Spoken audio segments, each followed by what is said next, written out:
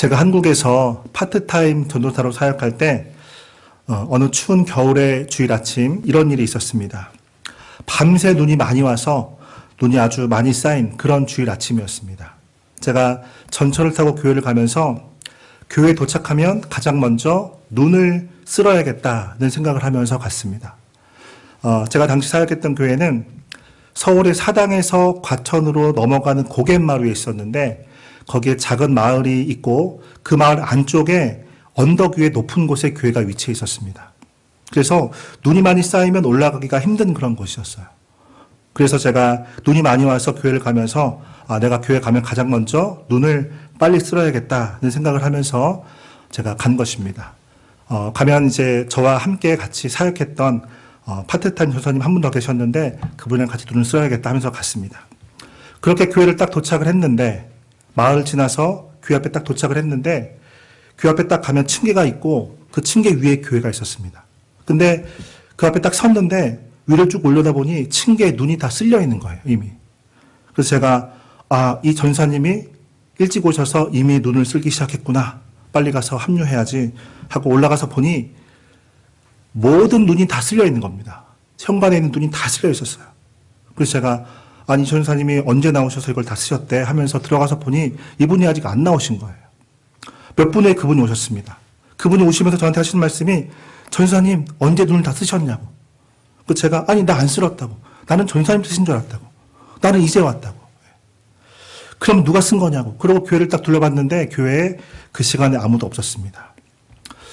누군가 와서 쓰고 간 거예요. 그래서 그날 저와 그 전사님이 이것을 하셨을 것 같은 분을 마주하게 되면은 여쭙습니다. 혹시 집사님 오늘 아침 새벽에 나오셔서 눈 쓰셨냐고. 근데 다들 아니라고 하는 거예요. 이분에게 여쭙고 저분에게 여쭙는데 다들 아니라고 하셨습니다. 결국 누가 눈을 쓸었는지 저희는 찾지를 못하고 이제 다 마치고 교회 문을 다 닫고 그 전사님이랑 저랑 이렇게 층계를 내려오면서 그런 얘기를 나눴습니다.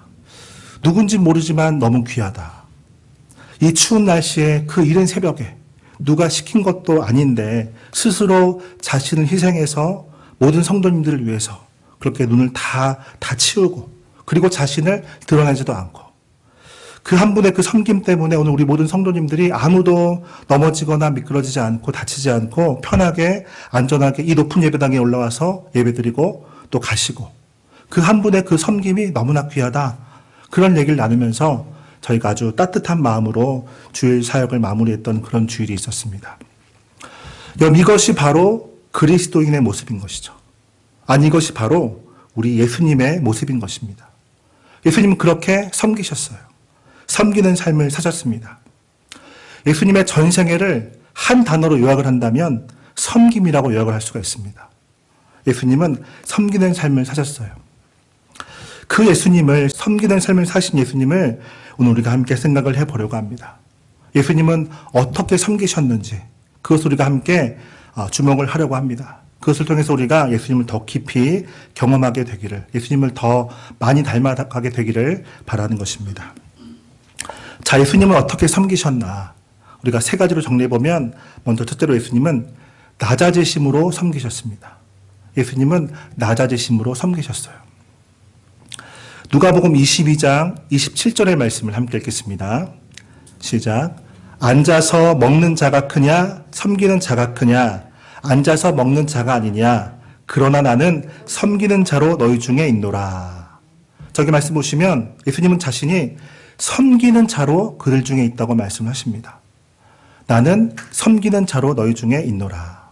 예수님은 자신이 섬기는 자로 그들 중에 계시다고 말씀하세요. 여러분 여기 말씀 보시면 앉아서 먹는 자가 나오고 또 섬기는 자가 나옵니다. 이렇게 말씀하죠. 앉아서 먹는 자가 크냐 섬기는 자가 크냐 앉아서 먹는 자가 아니냐. 앉아서 먹는 자가 나오고 섬기는 자가 나와요. 지금 어떤 상황입니까? 식탁에서 누구는 앉아서 서빙을 받고 있고 누구는 서서 서빙을 하고 있는 그런 상황이에요. 여러분 누가 더 큽니까? 누가 높습니까? 보통 앉아서 먹는 자가 더 크죠. 앉아서 서빙을 받는 사람은 높고 서서 서빙을 하는 사람은 낮고 보통 그렇습니다. 그런데 보시면 예수님은 자신이 섬기는 자로 그들 중에 있다고 말씀하세요. 여러분 예수님은 온 우주 만물의 주인이신 분, 우리 모두의 온 세상의 왕이신 분이신데 그렇게 예수님 높고 위대하신 분, 마땅히 자리에 앉으셔서 섬김을 받으셔야 될 분이신데 예수님은 섬기는 자로, 서서 섬기는 자로 이 세상에 계셨다라는 것이죠. 높으신 분이 자기를 낮추신 것입니다. 섬김을 마땅히 받으셔야 될 분이 자신을 낮추어 섬기는 자가 되신 것이죠. 우리가 예수님의 그 생애를 보면 예수님은 늘 섬기셨던 것을 보게 돼요. 그럼 예수님은 유대인의 랍비셨습니다. 선생이셨어요. 그래서 많은 사람들을 가르치셨습니다. 하루는 이런 일이 있었죠. 예수님께서 빈들에서 많은 무리를 가르치셨어요. 그러다가 날이 저물어서 배가 고플 때가 되었습니다. 그때 제자들이 예수님께 그런 말을 해요.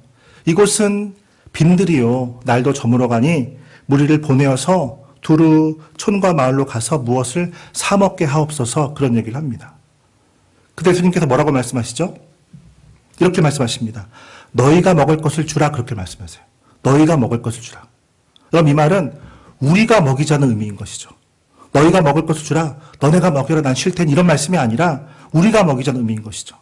제자들이 주님 이제 사람들 다 보내서 알아서 밥 사 먹게 하시죠. 그렇게 말을 하는데 아니다. 우리가 먹이자 그렇게 예수님은 말씀하신 것이죠. 그리고 나서 예수님은 어떻게 하십니까?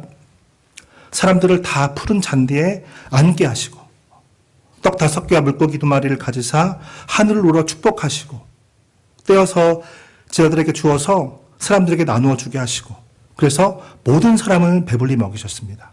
5,000명을 배불리 먹이셨어요. 5,000명을 섬기신 것이죠. 여러분 보통 가르친 자가 있고 배운 자들이 있으면 보통 식사는 누가 대접합니까? 배운 자들이 가르친 자를 대접하기 마련이죠. 예수님은 날이 저물도록 가르치셨는데 그러면 앉으셔서 대접을 받으셔야 할 것 같은 분이신데 근데 예수님은 무리를 앉히시고 제자들과 함께 무리를 섬기셨어요. 섬김을 받으셔야 할 분이 자신을 낮추어 섬기신 것이죠. 여러분이 섬긴다는 말은 성경에 나오는 섬긴다는 말은 본래 어떤 의미냐면 식탁에서 시중을 들다는 말입니다. 식탁에서 시중을 드는 게 섬기는 거예요. 앉혀놓고 그릇을 옮기고 음식을 나르고 필요를 채워주고 편히 드실 수 있도록 봉사하는 거 그것이 섬기는 거예요. 근데 이 모습을 보면 그를 높이고 나를 낮추는 그런 이미지가 있죠. 이렇게 나를 낮추고 상대를 높여 봉사하는 것 필요를 채워주는 것, 시중 드는 것, 이것이 섬김인 것이죠. 그렇게 예수님은 섬기셨던 것입니다. 섬김을 받으셔야 할 분이 자신을 낮추어서 섬기셨어요. 그리고 그렇게 섬기는 자로 사신 예수님은 자신을 따르는 자들에게도 또한 섬기는 자가 되라고 말씀을 하셨습니다. 오늘 본문 26절을 함께 읽겠습니다. 시작. 너희 중에 누구든지 크고자 하는 자는 너희를 섬기는 자가 되고 예수님은 자신이 섬기는 자로 있다고 말씀하시면서 너희도 섬기는 자가 되라고 말씀하셨어요. 크고자 하는 자는 섬기는 자가 되라. 정말 큰 자는 섬기는 자라는 것이죠. 정말 큰 자는 자신을 낮추어 섬기는 자라는 것이죠. 예수님께서 바로 그러셨던 것입니다. 만왕의 왕이요 만주의 주이신 분이시 가장 높고 위대하고 크신 분이 낮아지셔서 섬기는 자가 되셨어요. 그렇게 예수님은 낮아지심으로 섬기셨습니다. 자, 또한 예수님 어떻게 섬기셨나? 둘째로 종이 되심으로 섬기셨습니다. 종이 되심으로. 예수님께서 십자가를 지시기 전날 밤 제자들과 함께 마지막 만찬을 드실 때 식사 중에 예수님께서 제자들에게 무엇을 해주십니까? 그들의 발을 씻어주시죠. 그 당시 팔레스타인 지역에 사는 사람들은 다들 발이 늘 더러웠다고 합니다. 왜냐하면 길이 다 흙길이었고 그리고 그래서 먼지가 많았고 그런데 사람들이 신발을 샌들을 신고 다녔기 때문에 다들 발이 더러웠다고 해요. 뭐 발에 먼지, 흙 이런 게 밖에 나갔다 오면 잔뜩 묻었고 오물, 짐승의 배설물이 항상 묻어 있었다고 합니다. 그래서 누군가의 집에 들어가면 발을 씻는 것이 자연스러운 예절이었어요. 근데 이 발을 씻기는 일을 누가 했냐면 종이 했는데 그것도 가장 낮은 종이 했습니다. 어느 집에 들어가면 그 집에 가장 낮은 종이 나와서 발을 씻어줬어요. 근데 이거를 유대인 종에게는 안 시켰고 이방인 종에게만 시켰다고 합니다. 이게 너무나 천한 일이다 보니, 그렇잖아요. 더러운 남의 발을 씻기는 거 이게 너무 천한 일이다 보니 종이라고 해도 유대인에게는 안 시키고 이방인 종에게만 시켰다고 합니다. 그만큼 아주 비천한 일이었던 것이죠. 더러워진 남의 발을 씻는 거. 그날 예수님께서 제자들과 함께 마지막 만찬을 드시러 어느 집에 들어가셨는데 누가 나와서 발을 씻어주지를 않았어요. 뭐 그 집이 누구의 집이었는지는 모르겠고 그 집에 종이 있었는지 없었는지도 모르겠는데 아무튼 아무도 나와서 발을 씻어주지를 않았습니다. 그래서 제자들은 그냥 자리에 앉아서 음식을 먹었어요. 그때 예수님께서 이렇게 행동을 하신 것입니다. 요한복음 13장 4절로 5절을 함께 읽겠습니다. 시작. 저녁 잡수시던 자리에서 일어나 겉옷을 벗고 수건을 가져다가 허리에 두르시고 이에 대야에 물을 떠서 제자들의 발을 씻기시고 그 두르신 수건으로 닦기를 시작하여. 그럼 예수님께서 뭘 하신 거죠? 종이 되신 것입니다. 종의 일을 하신 거예요. 우리가 이걸 보면서 와 예수님께서 발을 씻어주셨다. 와 멋있다. 세족식이다. 이렇게 볼 것이 아니라 이것이 종이 되신 것이죠. 여러분 보시면 아무도 종이 되려고 하지 않았어요. 다들 발이 더러웠지만 그 누구도 발을 씻어줄 생각을 하지 않고 있었어요. 당연하죠. 다들 종이 아닌데 왜 내가 그걸 해야 돼요. 근데 그때 예수님께서 자리에서 일어나셔서 겉옷을 벗으시고 수건을 허리에 두르시고 대야에 물을 담가다가 그들의 발을 씻기셨어요. 여러분 이때 제자들이 얼마나 놀랐을까요? 이때 제자들이 뭐 감동 이런 게 아니라 충격이었을 거예요. 아니 우리 예수님이 우리 선생님이 왜 종이 되시지? 선생님을 이렇게 종의 일을 하시지? 예수님은 종이 되신 것입니다. 종의 일을 하셨어요. 제가 고등학생 때 교회에서 겨울에 신앙 수련회를 갔는데 그때 이런 일이 있었습니다. 눈이 너무 많이 와서 버스가 수련회장 안에까지 못 들어가고 큰 길에 서야 했습니다. 그래서 버스가 큰 길에 서고 짐들을 다 우리가 다 직접 들고 눈길을 올라가야 했어요. 그때 제가 고등학교 2학년 아주 건장한 남학생이었는데 그때 짐을 옮기는데 가장 무거운 짐이 앰프였습니다. 앰프가 이것보다 한 4배 큰 거, 엄청 큰 거였어요. 저희가 이제 버스를 내리면서 저랑 친구들이 그랬습니다. 야, 앰프가 우리한테 걸리면 안 돼. 앰프 걸리면 죽음이야. 너무 무거워서 우린 저거 피해가려고 했습니다. 그래서 내려서 아주 적당한 무게의 짐을 들었습니다. 너무 가벼운 거 들으면 좀 그러니까 너무 가벼운 건 여학생들한테 맡기고 저희는 적당한 무게의 짐을 들었습니다. 그리고 올라가면서 그런 얘기를 했어요. 앰프 든 사람은 죽음이라고.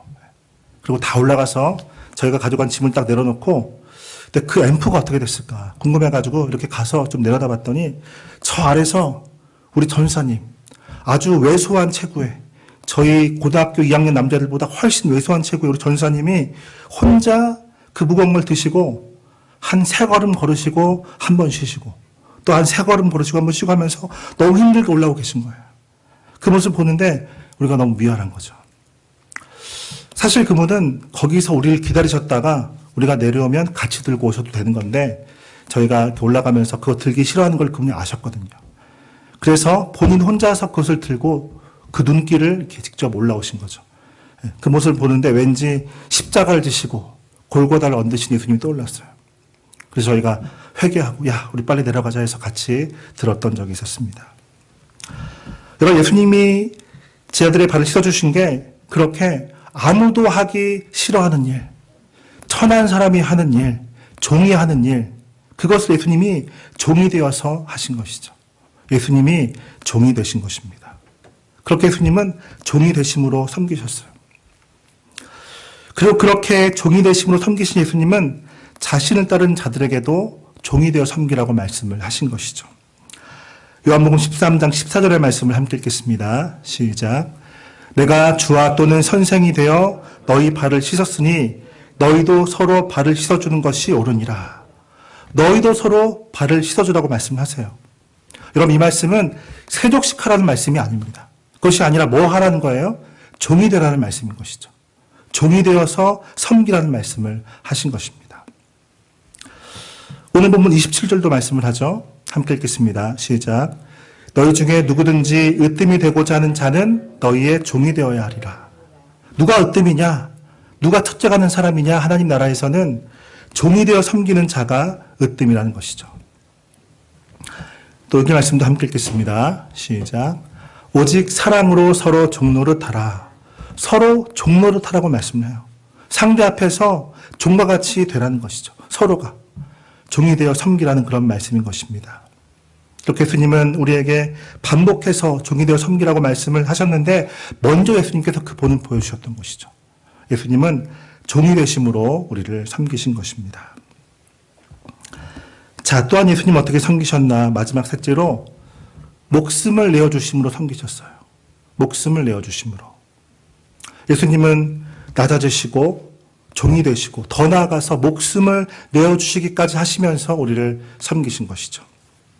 오늘 본문 28절을 함께 읽겠습니다. 시작. 인자가 온 것은 섬김을 받으려 함이 아니라 도리어 섬기려 하고 자기 목숨을 많은 사람의 대속물로 주려 함이니라. 아멘. 여기 말씀은 예수님이 이 땅에 왜 오셨는지, 예수님이 이 땅에 오신 이유를 예수님께서 명확히 말씀해 주신 구절입니다. 이렇게 말씀하죠. 인자가 온 것은, 내가 온 것은 섬김을 받으려 온 것이 아니라 도리어 섬기려 함인데 곧 나의 목숨을 많은 사람의 대속물로 주러 왔다라는 것이죠. 여러분, 왕이신 분이, 온 우주 만물의 왕이요 만주의 주이신 분이 이 지구라는 작은 행성에 거기에 사는 참으로 비천한 인생들 가운데 그들과 같은 모습으로 그들과 같이 되어서 오셨는데, 아니 그럼 당연히 그들에게서 섬김을 받으셔야 될 것 같은데, 왕이시니 섬김을 받으셔야 될 것 같은데 도리어 그분을 섬기러 오셨다는 거죠. 섬김을 받으러 오신 것이 아니라 섬기러 오셨다는 것입니다. 근데 그 섬긴다는 게 뭐 낮아지고 종이 되는 거, 그게 다가 아니라 거기서 더 나아가서 자기 목숨을 내어주시기까지, 우리를 위하여 자기 목숨을 우리의 대속물로 내어주시기까지 하시면서 우리를 섬기시려고 예수님이 이 땅에 오셨다는 것이죠. 여러분, 그래서 예수님이 이 땅에 오셔서 하신 그 위대한 일이 뭡니까? 십자가에 달려 죽으신 일인 것이죠.